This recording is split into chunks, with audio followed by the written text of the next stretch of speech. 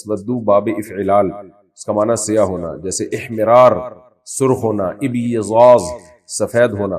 تو ظل وجہہ مسودن، اس کا چہرہ سیاہ رہتا ہے سارا دن. وہو کظیم، اور وہ گھٹ رہا ہوتا ہے. ومن ینشأ، کیا اور وہ مخلوق، ینشأ فی الحلیہ، جو پروان چڑھائی جاتی ہے زیور میں. نشأ ینشئ کا معنی، نشأ ینشأ نشوءا کا معنی پروان چڑھنا، کہتے ہیں نا نشو نما، نشو نما کہتے ہیں، اصل میں یہ لفظ ہے نشو نما، لیکن اردو میں اس کو بنا دیا نشو نما. تو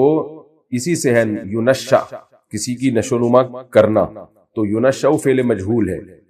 ومن ینشأ، کیا اور وہ مخلوق جو پروان چڑھائی جاتی ہے فی الحلیہ زیور میں. وہو فی الخصام، اور ہے وہ خصام جھگڑے میں، بحث مباحثے میں. خصم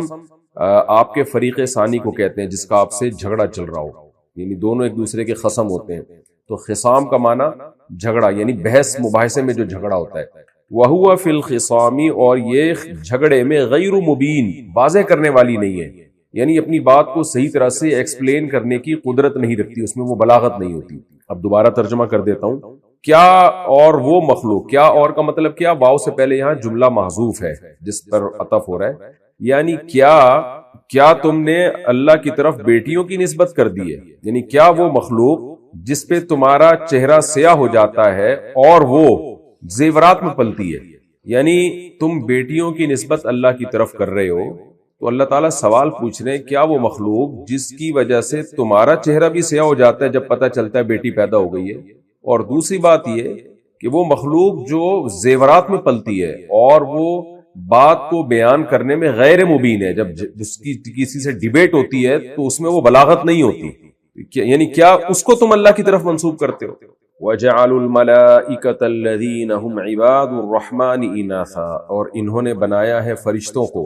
الَّذِينَ هُمْ عِبَادُ الرَّحْمَن، جو اللہ کے بندے ہیں، ان کو بنا لیا کیا، اناسا، لڑکیاں، ان کو کہہ دیا کہ وہ بیٹیاں ہیں، لڑکیاں ہیں. شہیدوا خلقہم، کیا یہ حاضر تھے ان کی تخلیق میں، یعنی جب اللہ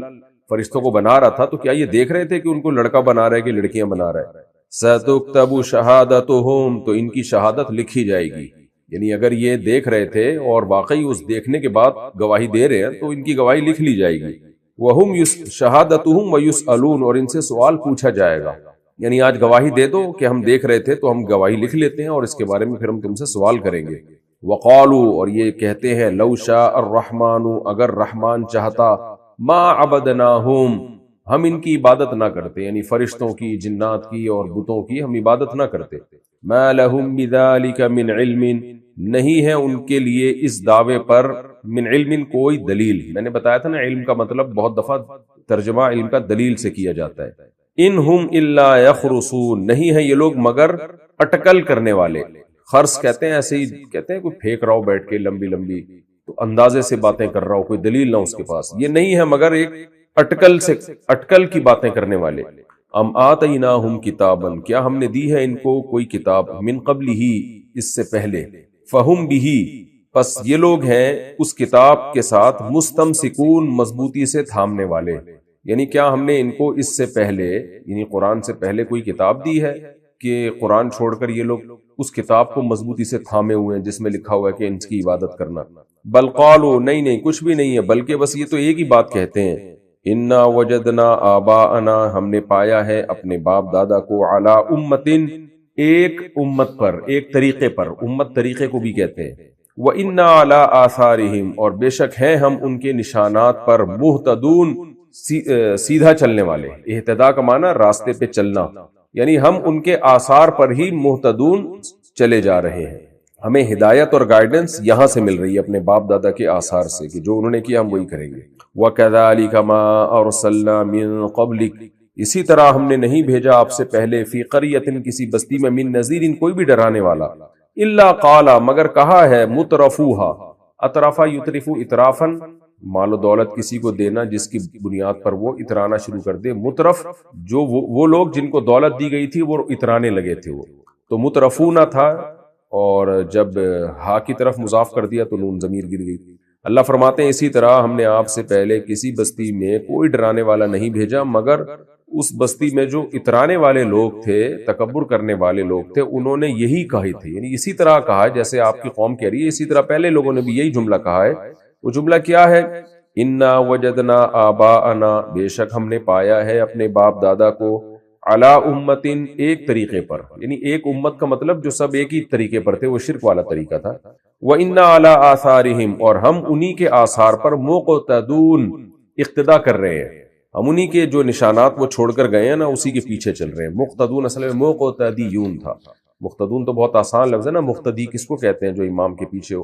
قالا، تو پیغمبروں نے کیا کہا تھا؟ یعنی ہر پیغمبر نے یہی جواب میں کہا تھا۔ اللہ نے کہا نا کہ پچھلی امتوں نے بھی یہی بات کی ہے، تو قالا کیا مطلب؟ ان امتوں میں سے ہر ایک پیغمبر نے یہ کہا۔ اصل میں ہونا چاہیے تھا قالو، تمام پیغمبروں نے کہا، لیکن جب واحد کا لفظ صیغہ آ رہا ہے نا، اس کا مطلب بتاویل کل واحد، ہر پیغمبر نے یہ لفظ کہا۔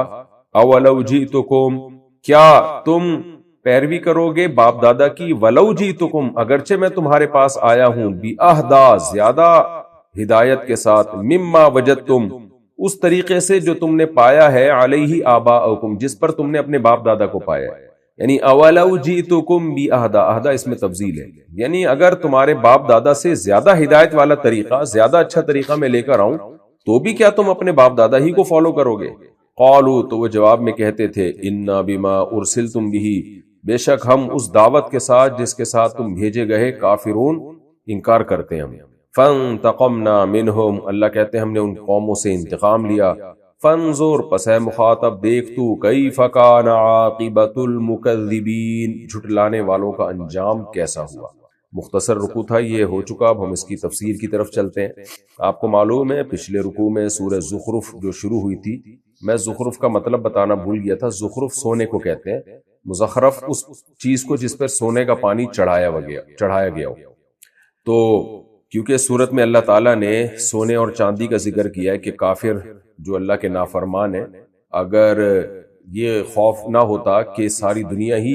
دنیا کی نعمتوں میں پڑھ کر اللہ سے غافل ہو جائے گی، تو میں کافروں کو دنیا اس سے بھی زیادہ دیتا جتنی میں نے دی ہے، تو ان کو سونے اور چاندی ہی دیتا میں، جس کا آگے رکوع میں اس کی تفصیل آ رہی ہے، تو اس لیے اس سورت کا نام زخرف رکھا گیا۔ تو آپ کو معلوم ہے اس سورت کے جو پہلا رکوع تھا، اس میں اللہ تعالیٰ نے اپنی نعمتوں کو بیان کیا کہ کیسے اس نے جوڑے پیدا کیے، کیسے اس نے تمہارے لیے سواریاں پیدا کی تاکہ تم ان کی پشت پر سوار ہو کر اپنے رب کی نعمت کو یاد کیا کرو، دل سے بھی یاد کیا کرو اور زبان سے بھی اس کی تعریف کیا کرو کہ تمام تعریفیں اس رب کے لیے ہیں جس نے ہمارے لیے اس کو، ان سواریوں کو مسخر کر دیا۔ تو اللہ تعالیٰ نے پھر شکایت کی کہ ایسے رب کی اطاعت کرنی چاہیے تھی، لیکن انہوں نے اس رب کے لیے جز بنا دیے، فرشتوں کو کہہ دیا اللہ کی بیٹیاں، اور عیسیٰ علیہ السلام کو کہہ دیا اللہ کا بیٹا، معاذ اللہ، حالانکہ اللہ تو ہم تمام عیبوں سے پاک ہے، کوئی مخلوق اس کا حصہ، اس جز نہیں ہو سکتی، وہ اپنی مخلوق سے بالکل متمایز اور جدا ہے بالکل۔ اب آگے اللہ تعالیٰ ایک اور طرح سے ان کی کفر کی برائی بیان کر رہے ہیں کہ یہ اتنے بیوقوف ہیں کہ عیسیٰ ابن مریم نے، عیسائیوں نے تو ایک پیغمبر کو معاذ اللہ اللہ کا جز قرار دیا، وہ بھی غلط ہے، کوئی پیغمبر اللہ کا جز نہیں ہو سکتا، اللہ کا بیٹا نہیں ہو سکتا، لیکن مشرکین نے تو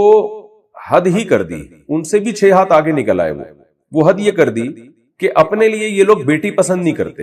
اور اتنی نفرت کرتے ہیں بیٹی سے کہ جب ان کے ہاں بیٹی کی ولادت ہوتی ہے تو سارا دن ان کا منہ کالا رہتا ہے، سیاہ رہتا ہے، اتنی ان کو نفرت ہوتی ہے۔ تو اس بیٹی کی نسبت کر رہے ہیں یہ اللہ کی طرف کہ فرشتے اللہ کی بیٹی ہیں، یہ کہتے ہیں دلیل الزامی، یعنی ہم تو اس دلیل کو دلیل نہیں مانتے، لیکن آپ تو مانتے ہو نا،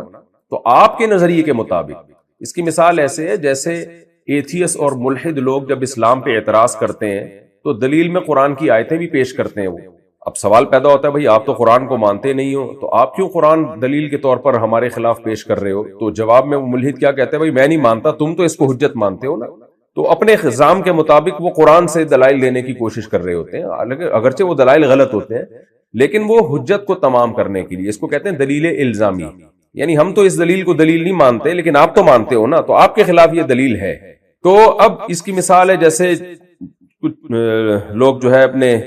کچھ علماء کو فالو کر رہے ہوتے ہیں، تو دوسرا آدمی اس عالم کو نہیں مانتا، لیکن جو فالو کرتے ہیں ان کے سامنے اس عالم کا قول پیش کر دیتا ہے، دیکھو تمہارے پیر و مرشد، تمہارے عالم یہی کہہ رہے ہیں۔ تو یہاں بھی قرآن نے دلیل الزامی کے طور پر کہ قرآن نہیں مانتا کہ بیٹی نحوست ہے یا سارا دن اس پر چہرہ سیاہ ہونا چاہیے، یا وہ کوئی اللہ کی طرف سے کوئی آفت ہے آپ کے ہاں بیٹی کی پیدائش، بلکہ قرآن و سنت اس سے بھرے ہوئے ہیں کہ بیٹی کی پیدائش ایک اللہ کی رحمت ہے۔ نبی صلی اللہ علیہ وسلم نے اپنی بیٹی کو کتنی عزت دی اور نواسی کو کتنی عزت دی، انہیں کندھے پہ بٹھا کے آپ صلی اللہ علیہ وسلم نے نماز پڑھائی ہے۔ تو لیکن مشرکین بیٹی کو ذلیل سمجھتے تھے، تو دلیل الزامی کے طور پر اللہ نے فرمایا کہ تم اپنے نظریے کے مطابق تو بیٹی کو بہت ہی منحوس سمجھتے ہو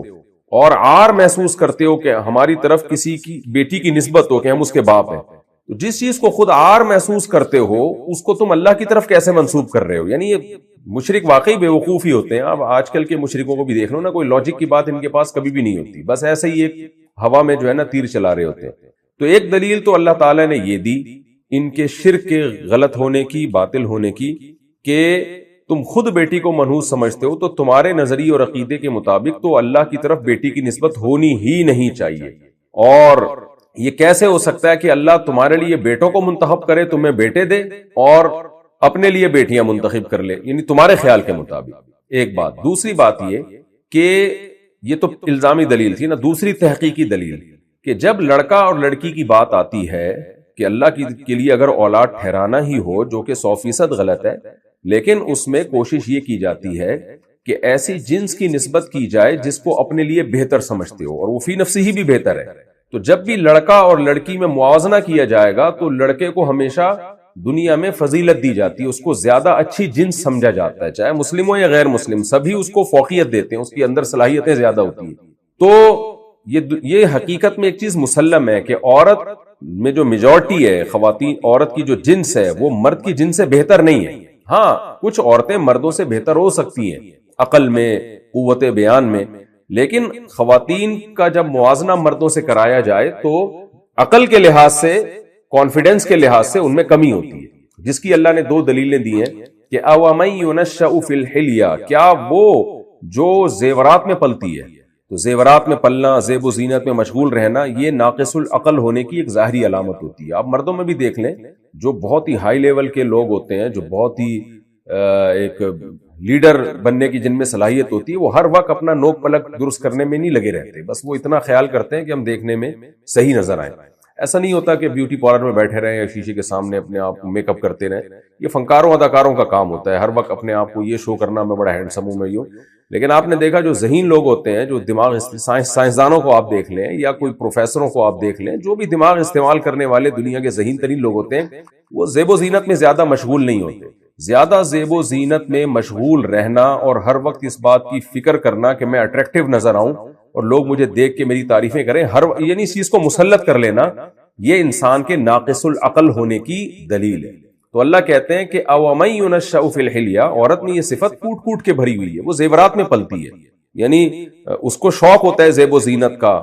میک اپ کرتی ہیں، زیورات میں پلتی ہیں۔ وَهُوَ فِي الْخِصَامِ غَيْرُ مُبِينٍ، اور جب بحث کرتی ہیں تو اس میں ان کے اندر وہ کانفیڈنس نہیں ہوتا، وہ بات کو بہت اچھے طریقے سے ایکسپلین نہیں کر سکتی۔ یہ اکثر عورتوں کے اعتبار سے، تمام عورتوں کے اعتبار سے نہیں ہے، ہر عورت ایسی نہیں ہوتی، لیکن عورت کی جنس بہرحال ایسی ہی ہوتی ہے کہ اس میں وہ قوت بیانیہ نہیں ہوتی۔ تو یہ بھی اس بات کی علامت ہے کہ اس کی عقل میں مردوں کی نسبت کمی ہے۔ تو اللہ تعالیٰ فرماتے ہیں کہ تم نے جب اللہ کے لیے اولاد ٹھہرانی ہی تھی تو ان تمام باتوں کی وجہ سے اپنے لیے تم لڑکوں کو پسند کرتے ہو۔ تو اللہ کی طرف اولاد کی نسبت کرنا تو کفر ہے، جیسے کہ عیسائیوں نے کی، عیسیٰ علیہ السلام کو اللہ کا بیٹا کہہ دیا معاذ اللہ۔ لیکن تمہارا کفر عیسائیوں سے بھی بڑھ کر ہے کہ تم اللہ کی طرف کے لیے اولاد بھی ٹھہرا رہے ہو اور اولاد میں بھی وہ جنس جو ناقص العقل ہے، یعنی جو جنس لڑکے کی نسبت کم درجے کی جنس سمجھی جاتی ہے، اس کو اللہ کی طرف منسوب کر رہے ہو۔ تو یہ تحقیقی جواب ہے، یعنی ایک دلیل اللہ نے الزامی دی کہ انہی کی دلیل کو انہی پہ لوٹا دیا، دوسری دلیل اللہ نے تحقیقی دی کہ اگر نسبت کی بھی جاتی ہے تو اعلیٰ کو جو ہے وہ ملحوظ رکھا جاتا ہے، اعلیٰ جنس کی نسبت کی جاتی ہے۔ تو اب اس آیت کا ترجمہ سمجھے دوبارہ۔ ام اتخذ مما یخلق بنات، کیا اللہ نے ٹھہرا لیا ہے اپنی مخلوق میں بنات، لڑکیوں کو، یعنی اتنی ساری مخلوق میں لڑکوں کو چھوڑ کر اللہ نے لڑکیوں کو اپنے لیے پسند کیا۔ وَأَصْفَاكُمْ بِالْبَنِينَ، اور تمہیں اللہ نے سلیکٹ کر دیا لڑکوں کے لیے، یعنی جب تمہیں اللہ دے گا تو لڑکے دے گا، تم چاہتے ہو کہ ہمیں لڑکے ملا کریں، اور جب اللہ خود رکھے گا تو بیٹیاں رکھے گا۔ وَإِذَا بُشِّرَ أَحَدُهُمْ، حالانکہ جب ان میں سے کسی شخص کو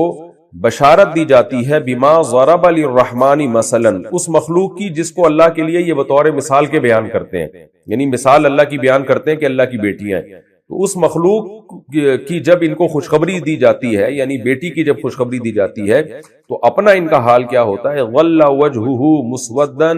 سارا دن اس کا چہرہ سیاہ رہتا ہے، وہو کظیم، اور یہ گھٹ رہا ہوتا ہے، یعنی غم کے مارے کہ یہ کیا پیدا ہو گیا میرے یہاں۔ ایسے جاہل تھے یہ مشرک لوگ۔ اوَمَن يُنَشَّأُ فِي الْحِلْيَةِ، اللہ کہتے ہیں کیا بھلا وہ مخلوق جو زیورات میں پلتی ہو، وَهُوَ فِي الْخِصَامِ غَيْرُ مُبِينٍ، اور وہ بحث کرنے میں وہ مبین نہ ہو، یعنی اپنی بات کو بہت اچھی طرح سے ایکسپلین نہ کر پاتی ہو، کیا وہ مخلوق، یعنی کیا اس کو تم اللہ کی طرف منسوب کر رہے ہو۔ اس آیت سے ہمیں ایک تو یہ بھی پتا چلا مرد کے اندر کانفیڈنس اور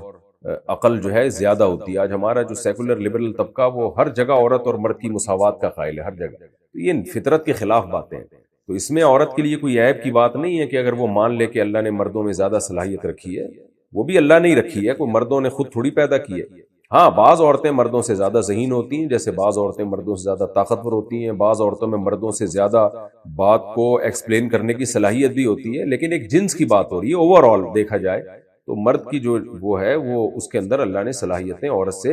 زیادہ رکھی ہے۔ تو یہ بھی ہمیں پتا چلا۔ دوسری بات ہمیں ایک اہم بات یہ بھی معلوم ہوئی اس آیت سے کہ جن لوگوں کو ہر وقت بننے سنورنے کا شوق ہوتا ہے نا، تو یہ مردانگی نہیں ہے، یہ آپ کے بے وقوف اور احمق ہونے کی علامت ہے۔ اس کی علامت ہے کہ آپ کوئی بڑا کام دنیا میں نہیں کر سکتے۔ تو مردوں میں، عورت میں ہو تو یہ تو اس کی فطرت کا حصہ ہے، لیکن مردوں میں بھی آج کل یہ چیزیں آ گئی ہیں، بیوٹی پارلر پہ گھنٹہ گھنٹہ بیٹھے رہتے ہیں، تیار ہوتے رہتے ہیں اور لپسٹک لگاتے ہیں اور پتہ نہیں کیا کیا کرتے ہیں۔ تو یہ اس چیز کو، اس کی حوصلہ شکنی کرنی چاہیے۔ اسی آیت سے پتہ چلتا ہے۔ عورت کے بارے میں تو اللہ نے بتایا کہ وہ، اس کا تو مزاج ہی ہے یہ، وہ اسی طرح سے پلتی ہے۔ آج مرد بھی اسی طرح سے پل رہے ہیں، تو یہ تو بہت ہی یعنی ایک شرم کی بات ہو گئی نا۔ اور پھر مرد بیوٹی پارلر کھول کے بیٹھے ہوئے ہیں، تو مرد کا مطلب یہ نہیں ہے کہ وہ ان چیزوں میں زیادہ، تو زینت اختیار کی جائے گی لیکن اس کی ایک حدود ہونی چاہیے۔ ہر وقت اسی میں مشغول رہنا، اپنے نوک پلک درست کرتے رہنا، آج کل یہ بہت زیادہ ہو گیا ہے۔ آدمی اور فنکاروں اداکاروں کو دیکھ دیکھ کے ہوا ہے، تو ہر وقت تیاری میں لگے رہتے ہیں اور کیا کیا کرتے ہیں وہ بیوٹی پارلر میں، آپ کو زیادہ پتہ ہے۔ تو یہ ایک اپنے بچوں کی حوصلہ شکنی کرنی چاہیے۔ حضرت مولانا شرعی تھانوی رحمہ اللہ نے لکھا ہے بہشتی زیور میں کہ جب اپنے لڑکوں کی تربیت کریں نا، تو لڑکے اگر زیادہ زینت میں لگ رہے ہیں تو ان کو منع کریں، ان کو بولیں تم ماشاءاللہ مرد ہو، اللہ تعالیٰ نے تمہیں مرد بنایا ہے، آدمی بنایا ہے، تو تم مردوں والے کام کرو، کھیل بھی وہ کھیلو جو مرد کھیلتے ہیں، اور بھاگو دوڑو، اور یعنی بچے کو بچپن سے ہی مرد بنانے کی فکر کرنی چاہیے۔ اور یہ بھی پتا چلا کہ جو آج کل بچوں سے اسکولوں میں پوچھا جانے لگا ہے کہ آپ کیا ہو، یعنی آپ لڑکا بننا پسند کرو گے لڑکی، تو یہ بھی غلط ہے۔ اس کو بتاؤ آپ کو اللہ نے مرد پیدا کیا تو آپ کی عادات بھی مردوں والی ہی ہوں گی۔ آج کل ماں باپ ان چیزوں کی فکر نہیں کرتے، تو بچوں کو کھیلنے دیتے ہیں، اس کے فیوچر میں بہت ہی سنگین نتائج ان کو پھر دیکھنے کو ملتے ہیں۔ آگے اللہ نے فرمایا وَجَعَلُوا الْمَلَائِكَةَ الَّذِينَ هُمْ عِبَادُ الرَّحْمَنِ إِنَاثًا، انہوں نے بنا دیا ان فرشتوں کو جو اللہ کے بندے ہیں، ان کو بیٹیاں بنا دیا۔ أَشَهِدُوا خَلْقَهُمْ، اللہ فرماتے ہیں کیا تم ان کی تخلیق کے وقت موجود تھے، یعنی تم دیکھ رہے تھے کہ ان کو بیٹا بنایا جاتا ہے کہ یا بیٹیاں؟ سَتُكْتَبُ شَهَادَتُهُمْ وَيُسْأَلُونَ، اگر تم موجود تھے تو پھر شہادت دے دو، لیکن تمہاری شہادت لکھی جا رہی ہے اور تم سے شہادت کے بارے میں سوال ہوگا۔ کیونکہ فرشتے بڑے آرام سے کہہ دیتے ہیں ہاں جی ہم شہادت دیتے ہیں کہ مشرکین بڑے آرام سے کہہ دیتے تھے کہ ہاں جی ہم گواہی دیتے ہیں کہ فرشتے لڑکیاں ہیں، بیٹیاں ہیں۔ دیکھیں یہ آیتیں ہمیں عجیب لگ رہی ہیں کہ اللہ ان چیزوں پر اتنا رد کیوں کر رہا ہے، لیکن جس ماحول میں قرآن نازل ہوا ہے نا، وہ ان کی گھٹیوں میں یہ عقیدے پڑے ہوئے تھے، ہلنے کے لیے تیار نہیں تھے، بہت ڈھیٹ تھے وہ لوگ۔ اس لیے قرآن بار بار جو ہے نا ان کو الزامی دلیل بھی دے رہا ہے، تحقیقی دلیل بھی دے رہا ہے، تاکہ ان کے دل سے یہ شرک، یہ بدبو جو ہے نا، بدبودار شرک، یہ نکلے ان کے دل سے۔ وَقَالُوا لَوْ شَاءَ الرَّحْمَنُ مَا عَبَدْنَاهُمْ، ایک دلیل یہ بھی دیا کرتے تھے کہ بھئی ہم فرشتوں کی عبادت کرتے ہیں، بتوں کی عبادت کرتے ہیں، اگر اللہ کو یہ عمل ہمارا ناپسند ہے تو نہ کرنے دینا، ہمیں روک لے زبردستی۔ یہ بالکل ایسا ہی ہے جیسے آج بھی لوگ کہتے ہیں نا کہ بھئی میں تو یہ کر رہا ہوں، کوئی عذاب نہیں آتا، اللہ مجھے روکتا نہیں، اس کا مطلب ٹھیک ہے یہ عمل، تو اللہ روکتا کیوں نہیں ہے؟ تو اللہ تعالیٰ فرماتے ہیں لو شاء الرحمن ما عبدناہم، مشرکین کہتے تھے اگر رحمان چاہتا تو ہم ان کی عبادت نہ کرتے، جب کر رہے ہیں اس کا مطلب وہ یہ رحمان کو اس سے کوئی مسئلہ نہیں ہے، یہ محمد صلی اللہ علیہ وسلم کو معاذ اللہ اس سے مسئلہ ہے، یہ خود اپنی طرف سے انہوں نے ایسا کہہ دیا کہ ان کی عبادت نہ کرو، اس کی عبادت نہ کرو، فلاں کی نہ کرو۔ اگر اللہ کو کوئی مسئلہ ہوتا تو اللہ نہ کرنے دیتا ہمیں، اللہ فرماتے ہیں ما لہم بذالک من علم، اس دعوے پر ان کے پاس کوئی دلیل نہیں ہے. یعنی یہ جو کہہ رہے ہیں نا کہ اگر اللہ اس عبادت سے ناراض ہوتا تو ہمیں عبادت نہ کرنے دیتا، تو اس کا مطلب اللہ ناراض ہم سے نہیں ہے. تو اللہ کہتے ہیں اس دعوے پر ان کے پاس کوئی دلیل نہیں ہے. یعنی یہ جو دلیل ہے یہ دلیل نہیں ہے، اس کو دلیل نہیں کہتے. دلیل اس کو کہتے ہیں کہ آپ اس بات کو ثابت کر دیں کہ اللہ تعالیٰ اس عمل سے ایسی دلیل پیش کر دیں جس سے 2 اور 2 4 کی طرح ثابت ہو جائے کہ اللہ اس عمل سے خوش ہے، راضی ہے. یعنی یہ تو ایک فضول سی بات کر دی نا ان لوگوں نے کہ بھئی اللہ اگر بہت سے دنیا میں اور بھی تو گناہ ہو رہے ہیں جن کو مشرکین بھی گناہ سمجھتے تھے. کتنے لوگ زنا کرتے تھے، کچھ بھی نہیں ہوتا تھا، حالانکہ مشرکین کا عقیدہ تھا کہ زنا بری چیز ہے. کتنے لوگ چوری کرتے ہیں، نہیں پکڑے جاتے اور وہ چوری کرتے رہتے ہیں، حالانکہ مشرکین کا عقیدہ تھا کہ چوری بری چیز ہے. کتنے لوگ جھوٹ بولتے ہیں، اللہ بولنے دیتا ہے ان کو، حالانکہ مشرکین کا عقیدہ تھا کہ جھوٹ بری چیز ہے. تو اس لیے اللہ نے اس دلیل کا جواب دلیل سے نہیں دیا، بلکہ اللہ نے فرمایا کہ یہ ان کے پاس کوئی دلیل نہیں ہے، بس اس طرح کی انہم الا یخرسون، اٹکل پچو سے کام لیتے ہیں، بس جو جیسے تیسے منہ میں جو آیا وہ بول دیا انہوں نے. ورنہ خود غور کریں گے تو ان کو پتہ چل جائے گا جو دلیل ہم نے دی ہے وہ کسی بھی لحاظ سے دلیل نہیں بنتی. اس لیے اللہ نے اس دلیل کا جواب نہیں دیا، بلکہ فرمایا ما لہم بذالک من علم، ان کے پاس سرے سے من تاکید کے لیے، یعنی سرے سے کوئی دلیل ہے ہی نہیں اس دعوے کی. انہم الا یخرسون، یہ صرف ایک اٹکل سے کام لیتے ہیں. ایسے ہی انہوں نے بیٹھے بیٹھے ایک لمبی جو ہے نا وہ پھینک دی ہے کہ جی اگر اللہ ناراض ہوتا تو ہمیں عبادت نہ کرنے دیتا. تو بھائی اللہ اگر ناراض ہوتا تو پھر یہ دلیل تو زنا پہ بھی صادق آتی ہے، چوری پہ بھی صادق آتی ہے. تو اس سے صاف پتہ چلتا ہے بھائی دنیا تو دارالامتحان ہے. تو اللہ نے پیغمبر کو بھیج کے بتا دیا کہ غلط عمل ہے، تو ناراض ہے تبھی تو پیغمبر کو اللہ نے بھیجا ہے. اما آتیناہم کتابا من قبلہ، اللہ فرماتے ہیں کیا ان بتوں کی معبود ہونے پر تمہارے پاس اس سے پہلے کوئی کتاب ہے؟ قرآن تو ان بتوں کی نفی کر رہا ہے، قرآن نہیں مانتے تو کوئی اس سے پہلے کی کوئی آسمانی کتاب لے آؤ. فہم بھی مستمسکون، جس سے یہ لوگ استمساک کیے ہوئے ہیں، جس کو پکڑ کے بیٹھے ہوئے ہیں کہ نہیں جی اللہ نے چونکہ تورات انجیل یا پہلے کوئی آسمانی کتاب تھی وہ بھیجی تھی، اس میں اللہ نے کہا کہ ان بتوں کی عبادت کرو اور اللہ ان کی عبادت سے خوش ہوتا ہے، یہ فرشتے اللہ کی بیٹیاں ہیں. تو نہ ان کے پاس عقل سے کوئی دلیل ہے نہ نقل سے کوئی دلیل ہے. 2 ہی دلائل ہوتے ہیں نا، یا تو آپ کے پاس کوئی کتاب ہو، آپ کے میں نے اس کتاب میں پڑھا ہے اور وہ آسمانی کتاب ہے، اللہ کی طرف منسوب ہے، وہ کتاب غلط نہیں کہتی، یا خود عقل سے. تو نہ عقل کی کوئی دلیل ہے اور نہ ان کے پاس کوئی آسمانی کتابوں سے کوئی دلیل ہے. بل قالوا انا وجدنا آباءنا، ان سب باتوں کا جواب ان کے پاس ایک ہی ہے کہ بھائی ہم نے اپنے باپ دادا کو پایا ہے علی امت، ایک طریقے پر، وَإِنَّا عَلَىٰ آثَارِهِمْ مُهْتَدُونَ، ہم انہی کے نشانات پر ہدایت حاصل کر رہے ہیں. ہمیں گائیڈنس وہیں سے باپ دادا سے ملے گی، اس کے علاوہ ہمیں کسی گائیڈنس کی ضرورت نہیں ہے. تو اللہ کے نبی جب غمزدہ ہوتے ہی باتیں سن کے تو اللہ نے فرمایا کوئی نئی بات نہیں ہے، سب لوگوں کا پیغمبروں کے انکار کا ایک ہی طریقہ ہے. جب بھی پیغمبروں نے دلائل دیے تو سب کے پاس انکار کا ایک ہی راستہ تھا، وہ یہی تھا وَكَذَلِكَ مَا أَرْسَلْنَا مِن قَبْلِكَ فِي قَرْيَةٍ، اللہ فرماتے ہیں اسی طرح ہم نے آپ سے پہلے کسی بستی میں کوئی رسول نہیں بھیجا، من نذیر، کوئی بھی ڈرانے والا، الا قال مترفوها، مگر وہاں جو اترانے والے اور مالدار لوگ تھے انہوں نے کیا کہا، انا وجدنا آباءنا علی امت، ہم نے اپنے باپ دادا کو ایک طریقے پر پایا ہے، وَإِنَّا عَلَىٰ آثَارِهِمْ مُقْتَدُونَ، اور ہم انہی کے نشانات کی اقتدا کرتے چلے جا رہے ہیں. اب ہم باپ دادا کے دین پہ چلیں گے. قالا، تو ہر پیغمبر نے جواب میں یہی کہا، اولو جئتکم بِأَهْدَىٰ مِمَّا وَجَدتُّمْ عَلَيْهِ آبَاءَكُمْ، تم نے اپنے باپ دادا کو جس طریقے پر پایا ہے اگر میں اس سے زیادہ اچھا طریقہ لے آؤں تو بھی تم اسی کو فالو کرو گے. یہ زیادہ اچھا اس لحاظ سے کہا کہ اس طریقے کو تم اچھا کہہ رہے ہو، اگر تھوڑی دیر کے لیے ہم اس کو اچھا مان لیتے ہیں تمہارے باپ دادا کے طریقے کو، تو ہمارا طریقہ تو اس سے بھی زیادہ اچھا ہے. ورنہ اصل تو یہ کہ ان کے باپ دادا کا طریقہ اچھا تھا ہی نہیں، ہدایت والا تھا ہی نہیں، وہ تو گمراہی والا تھا. ان کے ظام کے مطابق کہ بھئی ہم اس سے زیادہ ہدایت والا طریقہ تمہارے سامنے لے کر آ رہے ہیں، تو اس کے بعد بھی تم اپنے باپ دادا کے طریقے کو فالو کرو گے. قالوا، لیکن جواب میں وہ کیا کہتے ہیں، انا بما ارسلتم به کافرون، بھائی تمہارے دلائل ہماری سمجھ میں نہیں آتے،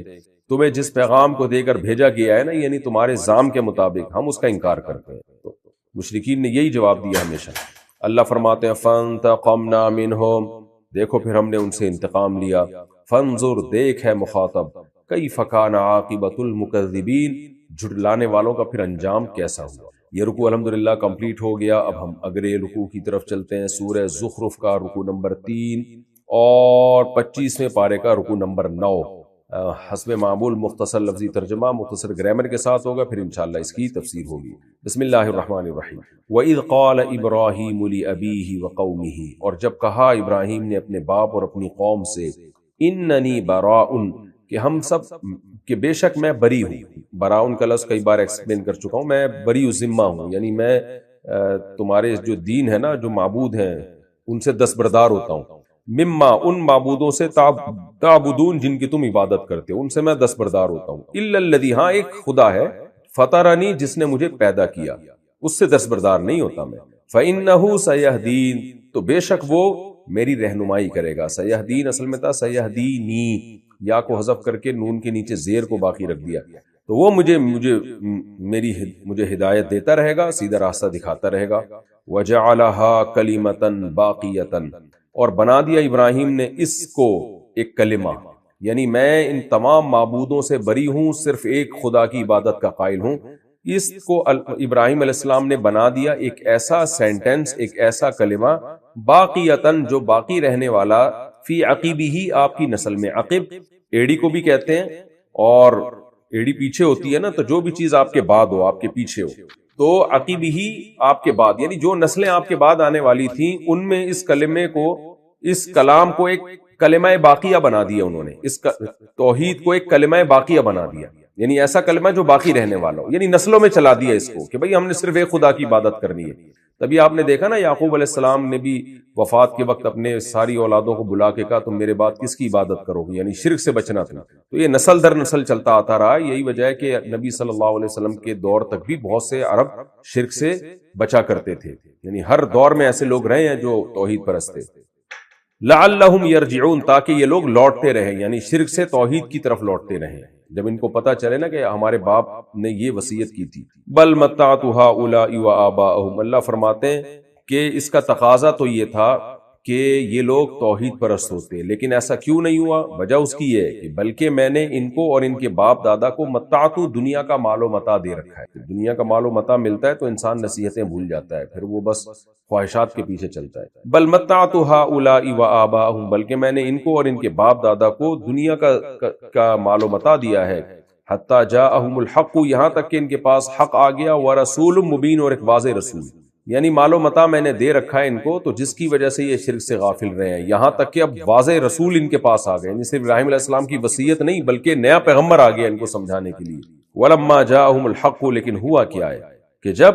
ان کے پاس حق آ گیا، یعنی پیغمبر کی صورت میں، قالوا ھذا سحر، تو یہ مشرکین مکہ کہنے لگے یہ تو جادو ہے، یعنی پیغمبر کو جادوگر کے بجائے عین جادو ہے یہ، تو یہ مبالغہ ہے، مبالغہ، جو جادوگر ہے اس کو آپ جادو کہہ دیں کہ یہ بہت بڑا جادوگر ہے معاذ اللہ۔ قالوا ھذا سحر، یہ تو جادو ہے، یا قرآن کو کہنے لگے تھے یہ جادو ہے۔ وَإِنَّا بِهِ كَافِرُونَ، اور بے شک ہم اس سحر کا انکار کرتے ہیں، اس جادو کا ہم انکار کرتے ہیں۔ وقالوا، اور یہ مشرکین نے یہ بھی کہا، لولا نزل هذا القرآن، کیوں نازل نہیں کیا گیا یہ قرآن، علی رجل، ایک ایسے شخص پر، من القریتین، دو بستیوں میں، قریہ ایک بستی، قریتین دو بستیوں، عظیم جو بڑا شخص ہو، عظیم رجل کی صفت ہے، یعنی مشرکین نے کہا کہ یہ قرآن من القریتین، دو بستیوں میں سے، علی رجل عظیم، ایک بڑے شخص پر نازل کیوں نہیں کیا گیا؟ آگے اللہ جواب دیتے ہیں، اہم یقسمون رحمت ربک، کیا یہ لوگ رب کی رحمت کو تقسیم کریں گے؟ یعنی نبوت ایک رب کی رحمت ہے، اس کو یہ تقسیم کریں گے کہ کس کو دینی ہے کس کو نہیں دینی۔ نحن قسمنا بینہم، ہم نے تقسیم کر رکھی ہے ان کے درمیان، معیشتہم فی الحیات الدنیا، ان کی معیشت کو دنیا کی زندگی میں، معیشت سے مراد ہے معاش، پیسہ، دولت، ہم نے ان کے درمیان دولت کو دنیاوی زندگی میں تقسیم کر رکھا ہے۔ ورفعنا بعضهم فوق بعض، اور ہم نے بعض کو بعض پر بلند کیا ہے دولت کے اعتبار سے، یعنی کسی کو زیادہ دولت دی کسی کو کم دولت دی، درجات کے اعتبار سے، یعنی دولت کے جو درجات ہیں ان کے اعتبار سے ہم نے بعض کو بعض پر فضیلت دی ہے۔ لیتخذ بعضهم بعضا سخریا، تاکہ ٹھہرا لے ان میں سے بعض کو سخریا مسخر کو، مسخر کر کے رکھیں اس کو۔ ترجمہ کے لیے سمجھانے کے لیے تھوڑی تفسیر بتانی پڑے گی، یعنی ہم نے ان میں سے بعض کو زیادہ دولت دی، بعض کو کم دولت دی، بعض کو زیادہ فضیلت دی دولت کے اعتبار سے، بعض کو غریب بنایا، تاکہ ان میں سے بعض کو ماتحت بنا کے رکھیں۔ سب کے پاس ایک جیسی دولت ہوتی تو ملازمت کون کرتا پھر؟ تو یہ سخریہ کا مطلب دولت مند لوگ غریب کو اپنا ماتحت بنا کے رکھیں، اس سے نظام عالم چلے گا، سارے ایک ہی جیسے نہیں ہو سکتے کہیں کبھی بھی۔ وَرَحْمَتُ رَبِّكَ، اور تیرے رب کی جو رحمت ہے، خیرٌ، وہ زیادہ بہتر ہے، مما یجمعون، اس دولت سے جو یہ جمع کر رہے ہیں، یعنی رب کی رحمت نبوت ہے، تو نبوت کی اہمیت اللہ کی نظر میں اس دولت سے زیادہ ہے۔ تفسیر میں اس کی ڈیٹیل آئے گی انشاءاللہ۔ وَلَوْلَا أَن يَكُونَ النَّاسُ أُمَّةً وَاحِدَةً، اور اگر یہ بات نہ ہوتی کہ لوگ ایک امت بن جاتے، لجعلنا، تو ہم بنا دیتے، لمن، اس شخص کے لیے، یکفر بالرحمن، جو رحمان کا انکار کرتا ہے، تو ہم اس کے لیے بنا دیتے، کیا بنا دیتے، لبیوتہم سقفا، ہم بنا دیتے ان کے گھروں کے لیے سقفا، چھتیں، سقف چھت کو کہتے ہیں نا، سقف اس کی جمع آتی ہے، تو ہم اس کے گھروں کے لیے چھتیں بنا دیتے، من فضۃ، چاندی سے، ومعارج، اور سیڑھیاں بھی بنا دیتے، یعنی چاندی سے ہم معارج بھی بنا دیتے، معارج سیڑھیوں کو، عروج سے نکلا، عروج بلندی کو کہتے ہیں نا، معراج، تو معارج جس کے ذریعے ہم بلندی پہ جاتے ہیں، یعنی سیڑھیاں، اور ہم کی سیڑھیاں بھی بنا دیتے، علیہا یظہرون، جن پر یہ چڑھتے ہیں، کیا مطلب، وہ بھی فضہ سے بنا دیتے، چاندی سے بنا دیتے، وَلِبُيُوتِهِمْ أَبْوَابًا، اسی طرح ان کے گھروں کے لیے دروازے بھی، یعنی وہ بھی چاندی کے بنا دیتے، وَسُرُرًا، اور تختے، تخت، سریر تخت کو کہتے ہیں جس پہ مالدار لوگ گاؤ تکیے لگا کے بیٹھا کرتے تھے، سرور اس کی جمع، اور ان کے جو تخت ہے نا، جو جن پہ یہ گھروں میں بیٹھتے ہیں، علیہا یتکئون، جن پر یہ ٹیک لگا کے بیٹھتے ہیں، تو وہ بھی ہم فضہ سے، ان کا سب کا عطف فضہ پر ہو رہا ہے، یعنی سقفن پر ہو رہا ہے، سقفن، کہ سقفن من فضہ، ومعارج من فضہ، وَلِبُيُوتِهِمْ أَبْوَابًا مِّن فِضَّةٍ وَسُرُرًا عَلَيْهَا يَتَّكِئُونَ مِّن فِضَّةٍ، یہ عبارت بنے گی، یوں، یعنی یہ من فضہ اس طرح سے ان کے درمیان مقدر ہے، تو یہ سارے جملوں کا عطف ہو رہا ہے سقوفن پر۔ اب میں دوبارہ آسان ترجمہ کر دیتا ہوں، وَلَوْلَا أَن يَكُونَ النَّاسُ أُمَّةً وَاحِدَةً، اگر یہ بات نہ ہوتی کہ لوگ ایک امت بن جاتے، یعنی لوگوں کے بارے میں یہ خوف نہ ہوتا یا یہ خطرہ نہ ہوتا کہ سارے ایک جیسے ہو جائیں گے، یعنی سارے ہی نافرمان ہو جائیں گے، تو میں کیا کرتا، لمن یکفر بالرحمن، ان لوگوں، لجعلنا، ہم بنا دیتے، لمن یکفر بالرحمن، ان لوگوں کے لیے جو رحمان کا انکار کرتے ہیں، کیا بنا دیتے ہم ان کے لیے، لبیوتہم، ان کے گھروں کے لیے بنا دیتے ہم، سقفا من فضہ، چھت بنا دیتے ان کی چاندی کی، ومعارج، اور سیڑھیاں بھی چاندی کی بنا دیتے، علیہا یظہرون، جس پر یہ چڑھتے ہیں جن سیڑھیوں پر، وَلِبُيُوتِهِمْ أَبْوَابًا، اور ان کے گھروں کے لیے دروازے بھی بنا دیتے ہم چاندی کے، وَسُرُرًا، اور جو ان کے تخت ہیں بیٹھنے کے وہ بھی بنا دیتے، علیہا یتکئون، جس پر یہ ٹیک لگا کے بیٹھتے ہیں، تو یہ سب چیزیں ہم ان کی بنا دیتے ہیں، من فضۃ، چاندی کی، وزخرفا، اور سونے کی بھی بنا دیتے، یہ زخرفہ کا عطف بھی ہو رہا ہے فضہ پر، یعنی اس کے محل پہ عطف ہو رہا ہے، محل کا عطف کیا ہوتا ہے، یہ جو نحو جانتے ہیں وہ سمجھتے ہیں، تبھی اس پر جو ہے وہ کسرہ نہیں ہے، وزخرفا، اور سونے کا بھی بنا دیتے، وَإِن كُلُّ ذَلِكَ لما متاع الحیات الدنیا، ان کے بعد جب لما آئے نا تو یہ اننا کے معنی میں ہوتا ہے، اور یہ سب کچھ جو ہے، یعنی جو سونے اور چاندی کی سیڑھیاں ہونا، یہ سب کچھ ہے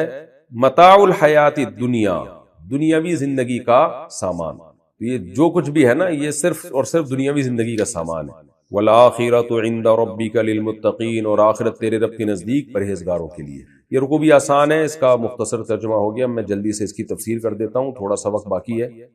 اللہ تعالیٰ فرماتے ہیں وَإِذْ قَالَ إِبْرَاهِيمُ لِأَبِيهِ وَقَوْمِهِ إِنَّنِي بَرَاءٌ مِّمَّا تَعْبُدُونَ، ابراہیم علیہ السلام کو یاد کرو، مشرکین تو ابراہیم علیہ السلام کو اپنا جد امجد مانتے تھے، تو اللہ نے فرمایا ہم تمہارے جو تم کہتے ہو نا باپ دادا کے دین پہ چلتے ہیں، تو باپ دادا میں ابراہیم بھی تو آتے ہیں نا، تو ابراہیم کے دین کو کیوں نہیں مانتے تم؟ جب ابراہیم نے اپنے باپ اور اپنی قوم سے کہا میں جن کی تم عبادت کرتے ہو ہم ان سے بری ہیں، ہاں سوائے اس معبود کے جس نے مجھے پیدا کیا اور وہی مجھے صحیح رہنمائی کرے گا، وجعلها کلمۃ باقیۃ، اور اس توحید کے کلمے کو انہوں نے کلمہ باقیہ بنا دیا، فی عقیبہ، ایک ایسا کلمہ بنا دیا جو ان کی نسل میں باقی رہنے والا تھا، لعلہم یرجعون، تاکہ یہ لوگ شرک سے لوٹتے رہیں، توحید پر قائم رہیں یہ لوگ۔ تو اس سے ہمیں یہ بھی پتہ چلتا ہے کہ بھئی آپ بھی اپنی اولادوں کو توحید کی وصیت کریں۔ ہندوستان میں جو شرک آیا ہے نا اس کی وجہ یہی ہے کہ لوگوں نے توحید پر بات کرنا چھوڑ دی اور اپنی اولادوں کو توحید کی نصیحتیں کرنا چھوڑ دی، توحید کو سمجھنا چھوڑ دیا، ممبروں پہ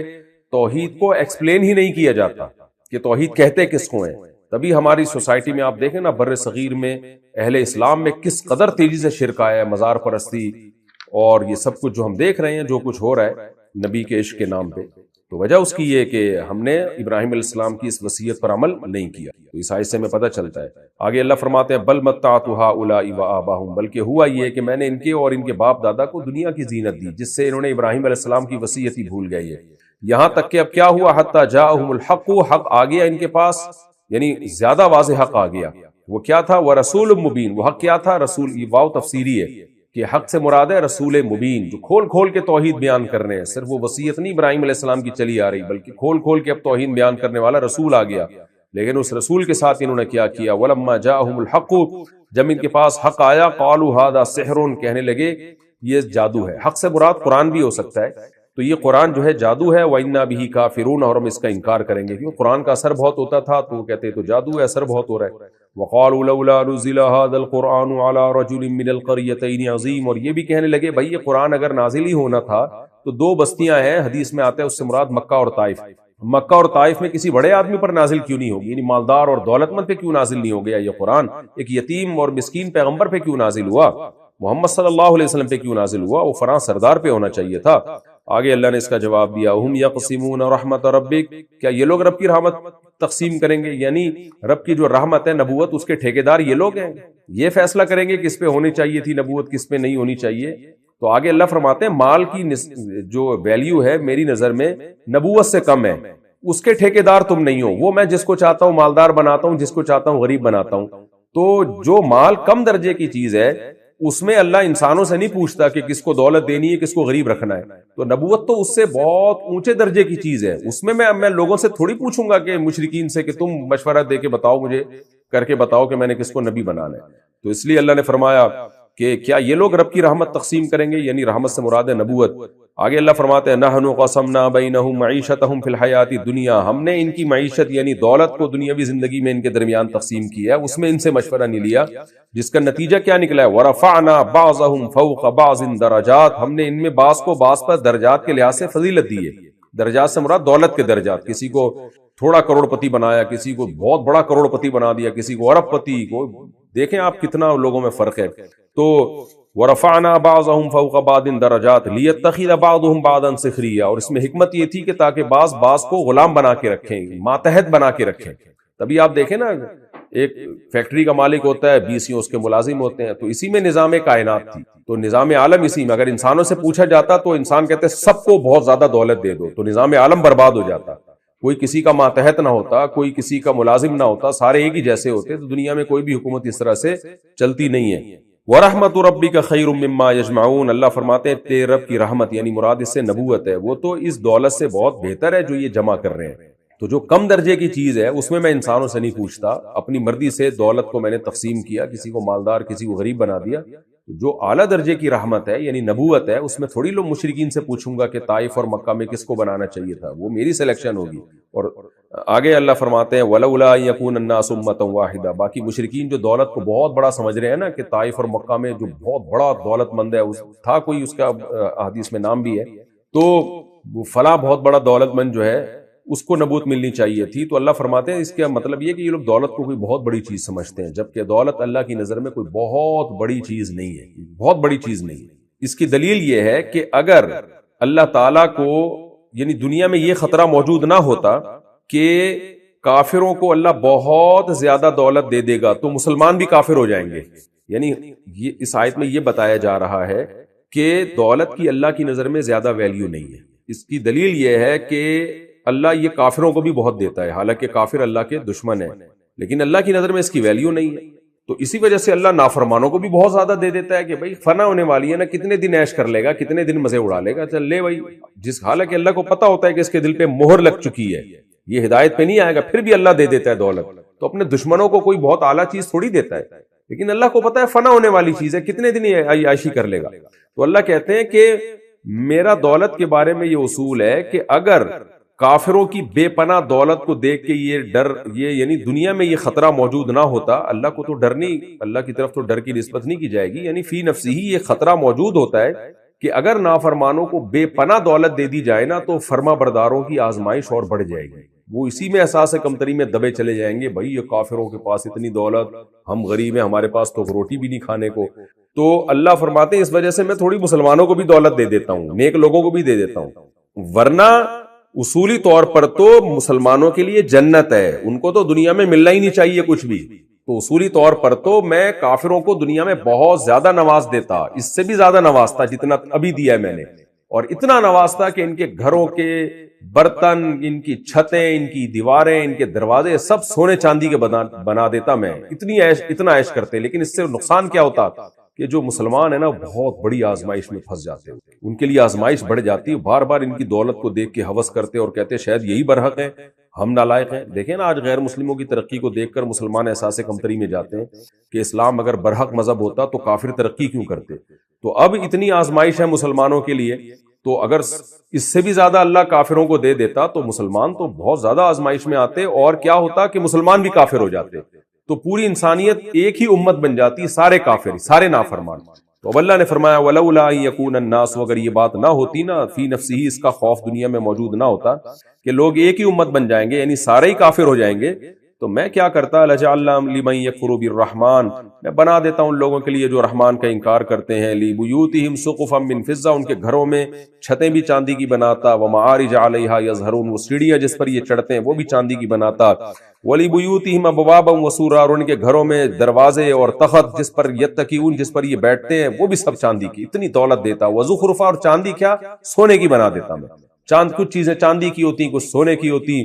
لیکن کیا ہے، اگر یہ دیتا مسلمانوں کی آزمائش بہت بڑھ جاتی. اس لیے اللہ نے بہت زیادہ کافروں کو بھی نہیں دیا،